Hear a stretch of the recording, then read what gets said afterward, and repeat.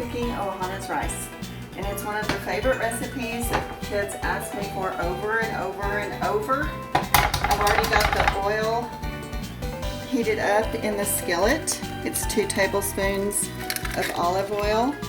We're gonna crack 2 eggs in here. Crunch. Scramble them up in the olive oil.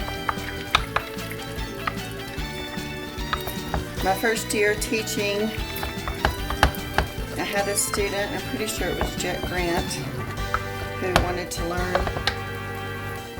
how to cook this recipe, and so him and I both searched all year trying to find this recipe online and could not find it.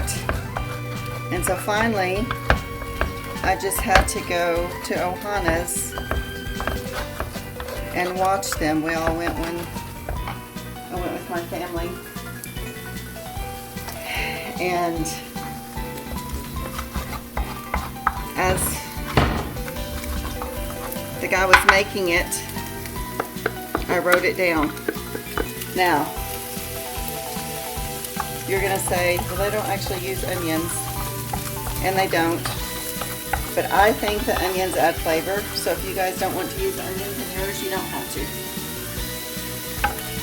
Now, the key to this recipe is the garlic butter. When we first started making this, Walmart carried a garlic butter, and I would just go buy it. And I used it for several years, and then one year we couldn't find it anywhere. I had Greg searching all over Lubbock. You can show them this, Kevin. Damn. And he couldn't find it either. We looked all over Lubbock for it. And so I finally had to find a recipe for it. It's actually cheaper to make it this way. So I've included this recipe. So now I just make it. I don't know if Walmart may carry a different brand of it now. I don't know. But now I just make it. And you can use this butter for anything. You can put it on chicken, you can put it on toast, and make your own garlic toast. Now, another key is you absolutely have to use leftover rice. They don't do this at Ohana's. They use hot steaming rice. I don't know how they do that. I guess because it's a griddle. It must be the difference in them using a griddle and us using a skillet. I haven't figured that out. But I've tested this. I've tried to use fresh cooked rice at home, and it just turns into a mushy mess. So you have to use cold rice. Now, if you're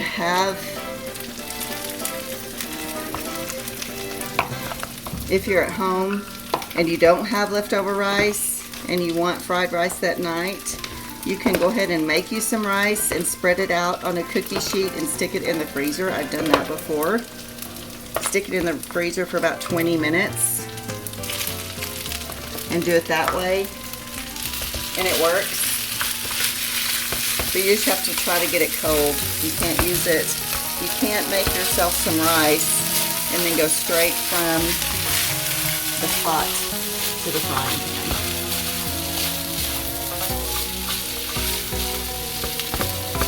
So you're going to fry it in the butter until it starts turning a little bit golden brown. You may have to break it up a little bit.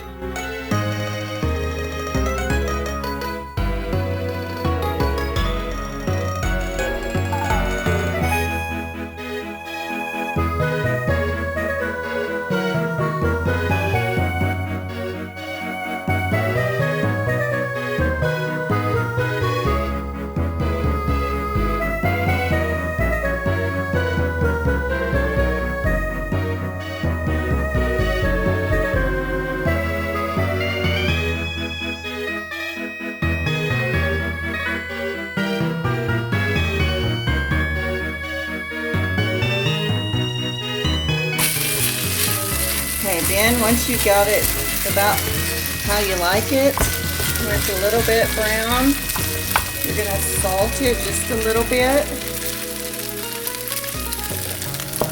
Pepper it just a little bit. Can you get it open? And then you're going to add a little bit of soy sauce. Now my family likes, everybody has a different level of soy sauce. So I just add a little bit to it. And then everybody can add more soy sauce if they want to. If they want a little bit more, they can add. Your family's probably the same way. Everybody's level of soy sauce is different. And then you can add your stir fry to it. And you have a nice stir fry meal.